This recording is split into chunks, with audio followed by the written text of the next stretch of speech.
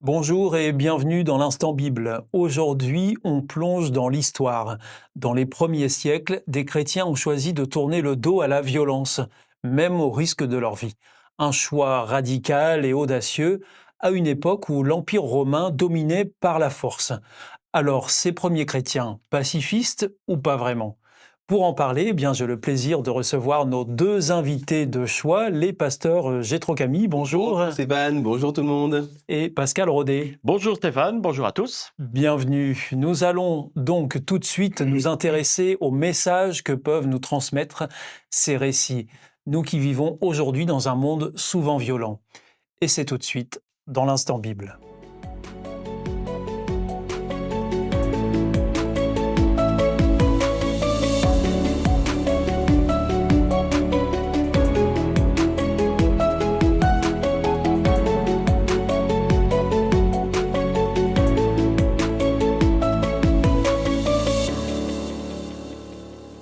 Alors, Pasteur Gétro Camille, est-ce que vous voulez bien revenir au début de l'ère chrétienne et nous dire un peu dans quelle situation les chrétiens étaient à leur début?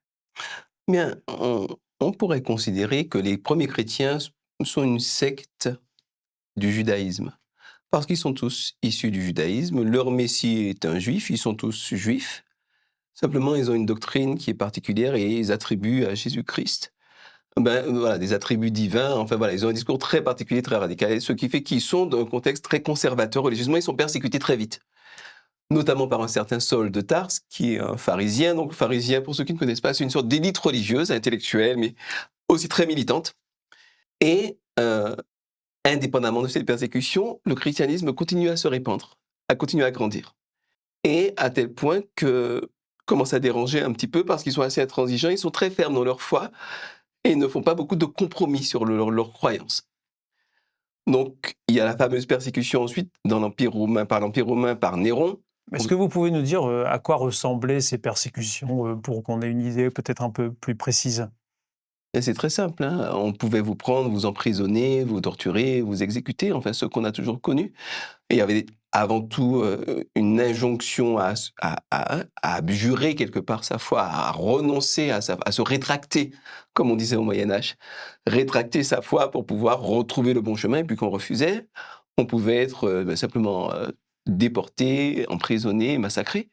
C'était le cas d'ailleurs lors de la grande persécution par l'Empire romain, parce que Néron reproche aux chrétiens un grand incendie qui a eu lieu, et finalement il va en faire massacrer des milliers et des milliers, donc c'est quelque chose de dramatique, alors que malgré tout que l'Empire romain avait quand même une mentalité assez tolérante vis-à-vis des peuples qu'il colonisait.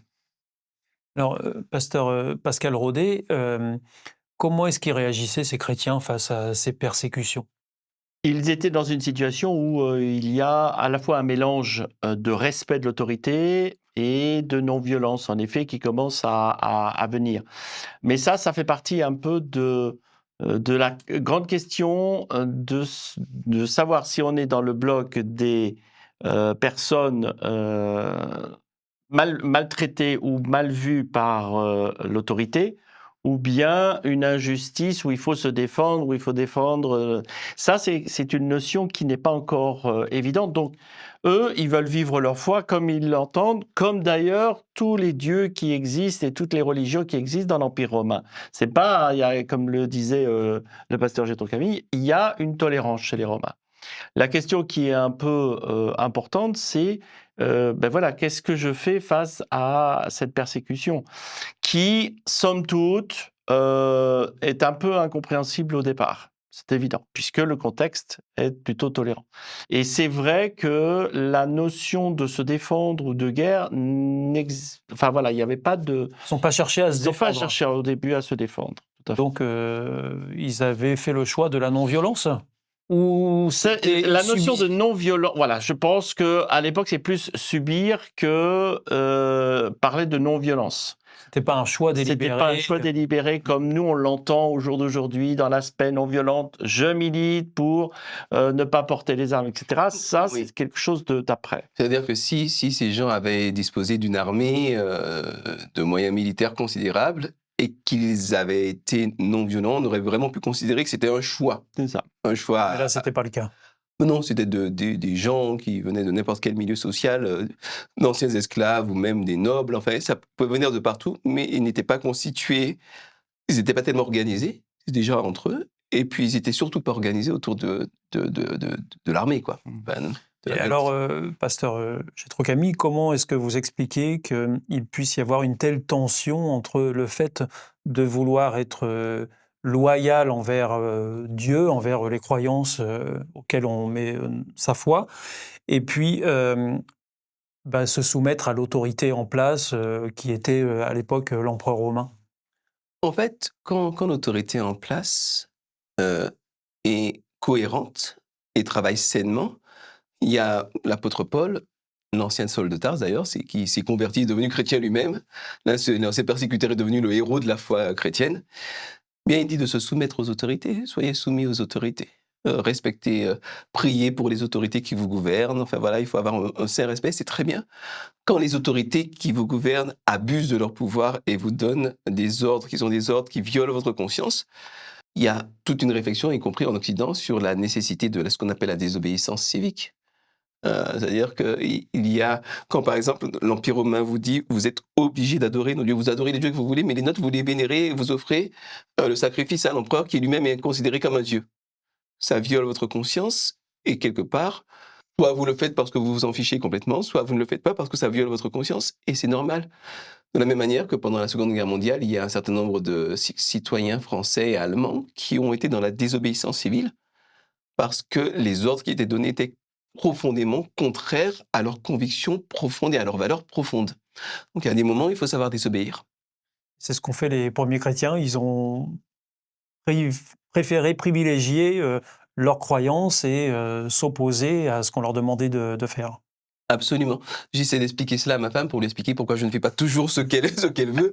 Elle ne m'écoute pas beaucoup, mais pour devenir sérieux, quand on vous dit quelque part que votre Dieu, c'est un Dieu de pacotille, que vous pouvez l'adorer si vous voulez, et que vous vous êtes identifié à votre foi, c'est votre identité profonde qu'on attaque. Et ça, n'importe quel être humain normalement constitué va se défendre, il va défendre son identité profonde. Et ce qui est intéressant d'ailleurs dans l'évolution qu'il y a eu, c'est que cette partie-là romaine est arrivée au moment où l'empereur est né dans l'Empire romain. Alors qu'avant, c'était des consuls. Il n'y avait pas cette notion d'un empereur divin qu'il fallait Adoré. adorer, etc. Lorsqu'il y avait les Romains du temps de Jésus et des premiers apôtres, il n'y avait pas cette notion-là. Donc, il n'y avait pas cette difficulté-là. Il y avait plus de difficultés avec les Juifs, par exemple, pour les premiers chrétiens, qu'avec les Romains. C'est normal, les Romains laissaient vivre la religion comme ils voulaient. Encore une fois, cette difficulté vient véritablement lorsque une personne veut prendre son autorité, veut devenir Dieu à la place de Dieu, quelque part. Calife à la place du Calife à la place du calife, et il leur donne des tas de choses qui sont injustes. Et là, ça devient en effet une question à se poser en tant que, pour les chrétiens, ça a été le cas, de dire, mais attends, là, il dépasse les bornes, l'autorité. Ces premiers chrétiens, face à l'Empire romain, ont fait des choix forts. Mais qu'est-ce que cela signifie vraiment aujourd'hui pour nous? La non-violence peut-elle être une réponse crédible face aux défis actuels? Restez bien avec nous, c'est le sujet qui vient tout de suite dans l'Instant Bible. Ce refus des armes a-t-il encore du sens aujourd'hui dans notre monde, pasteur Gétro Camille? Je ne sais pas s'il y avait un vrai refus des armes. La question ne se posait pas comme cela, et se posait d'autant moins comme cela que le modèle, Jésus, il a été profondément anti-violent. À un moment donné, on menace de l'arrêter, et il dit à ses disciples, écoutez, si je veux, je fais venir 12 légions d'anges armés qui vont me défendre, mais je ne veux pas ça. Et quand on l'a attrapé, qu'on l'a humilié, qu'on lui a fait porter la croix, qu'on lui a mis la couronne d'épines, lui a craché dessus, on l'a fouetté, et qu'on a fini par le clouer, il a dit, Père, pardonne-leur, ils ne savent pas ce qu'ils font. Donc, le leader spirituel du christianisme, le Christ, Jésus, est quelqu'un qui a manifesté vraiment une volonté de répondre à la violence par l'amour, à l'intolérance par le pardon, à la médiocrité par la compréhension et la bénédiction. Donc c'est un modèle. À partir de là, tu peux pas prendre les armes au nom de Jésus pour aller. Enfin, tu peux si tu veux, mais tu es complètement incohérent dans ce cas-là. Mm. Et finalement, la figure de Jésus devient quelque chose qui est instrumentalisé, mais qui n'a plus rien à voir avec Jésus lui-même. Donc, le refus de prendre les armes, je crois qu'il se fonde déjà tout simplement dans ce que le leader fait, ce que Jésus fait. Et est-ce que cette posture est tenable aujourd'hui quand on regarde la géopolitique de notre monde? Est-ce que cette posture est tenable, C'est pasteur c'est Pascal toute la Bordet? question qui est du coup une question individuelle. Il est difficile de répondre cela comme principe. Je prends un exemple de ma famille, hein. À l'époque, quand j'étais jeune, l'armée était obligatoire. J'ai choisi de faire objecteur de conscience. C'est un choix que j'ai fait parce que pour moi, porter les armes, c'était pas, en tant que chrétien, quelque chose d'absolu, etc. Pour les plus jeunes, vous pouvez rappeler ce que c'est que objecteur de conscience? Alors, objecteur de conscience, c'était plutôt que de faire l'armée qui était obligatoire pour 1 an, 18 mois, on pouvait le faire dans une association. Alors, c'était plus 18 mois, c'était 2 ans. C'était un peu plus important. Mais on pouvait le faire pour aider dans une association à réaliser des projets. Donc, c'était au service civil, pas au service militaire. Voilà, grosso modo, c'est un peu ça. Parce que, voilà, c'était ce principe-là des personnes qui ne voulaient pas porter les armes. Et je pense que c'est aussi issu d'une génération qui, pas uniquement chrétienne, mais face à la guerre du genre Vietnam, c'était la période aussi de toutes ces guerres un peu entre deux blocs, et ça s'envoie des tas de bombes, et c'était enfin insupportable après la Deuxième Guerre mondiale de voir l'état actuel de la situation. Donc c'était un peu dur, il y avait toute une génération comme cela. Par contre, j'ai un fils qui a fait le service militaire. Et lui, comme c'est plus obligatoire, c'est lui qui a choisi, avec une notion qui est aussi à respecter, à défendre, suite à toutes les attentats ou les guerres qu'il y avait. Il s'est dit, mais moi, je dois rendre service à mon pays pour le défendre. C'est toute une réflexion qui est différente. Et là, oui, ça peut être intenable, parce que comment je vais pouvoir défendre si je suis attaqué, si ma famille est attaquée, si ma famille est tuée par des ennemis? Est-ce que j'ai le droit ou pas, moi, en tant que chrétien, de défendre? Donc ça peut être difficilement tenable. Ou alors, ça veut dire que j'accepte, et là, c'est toute une réflexion, j'accepte que je dois mourir parce que je refuse de porter l'arme pour défendre. Alors, l'esprit chrétien a une autre vision, hein, c'est l'espérance du retour du Christ avec une renaissance avec lui, mais c'est quand même une réalité présente.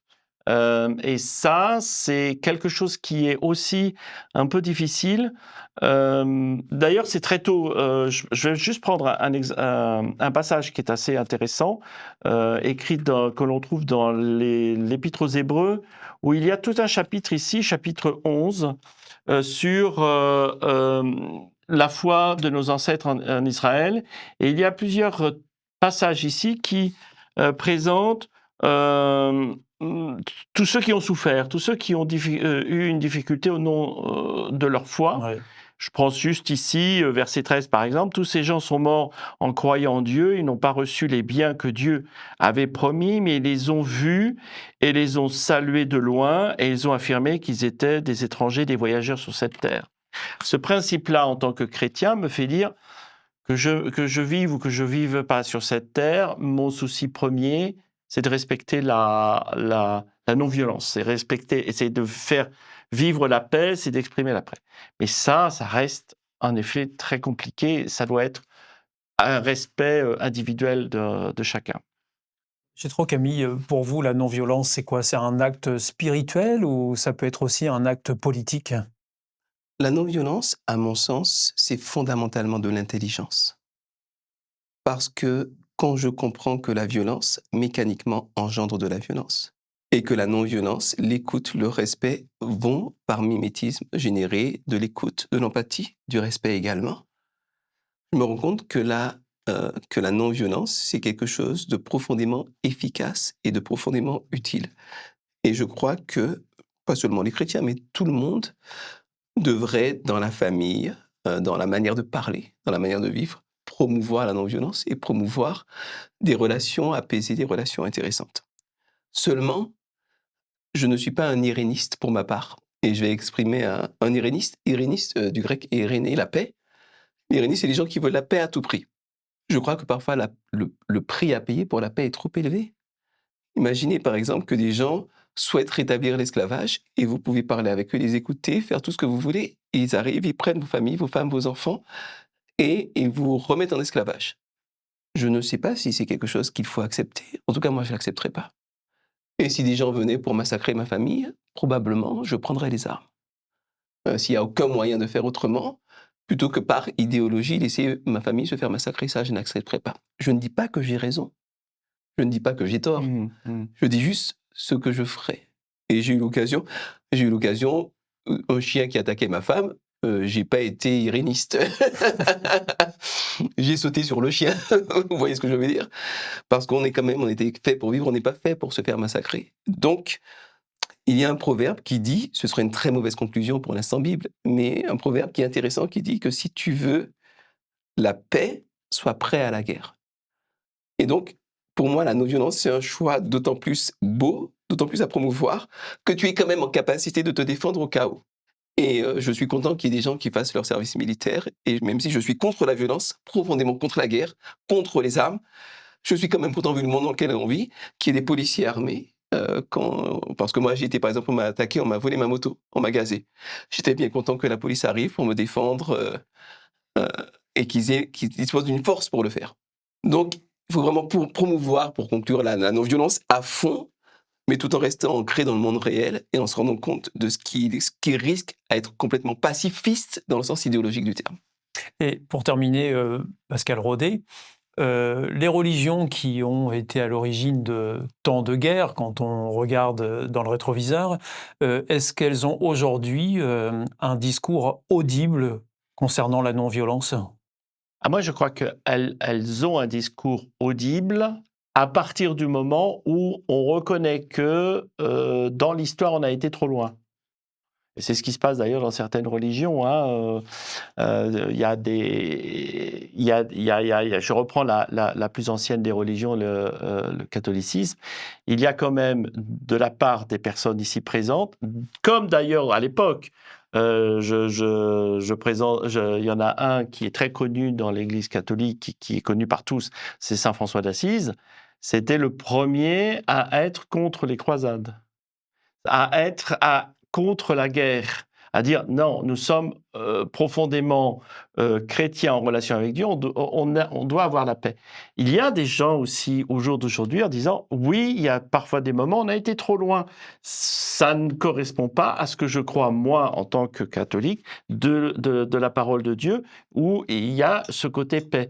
Et à partir du moment où il y a une compréhension des choses, alors on peut être audible. On n'est pas...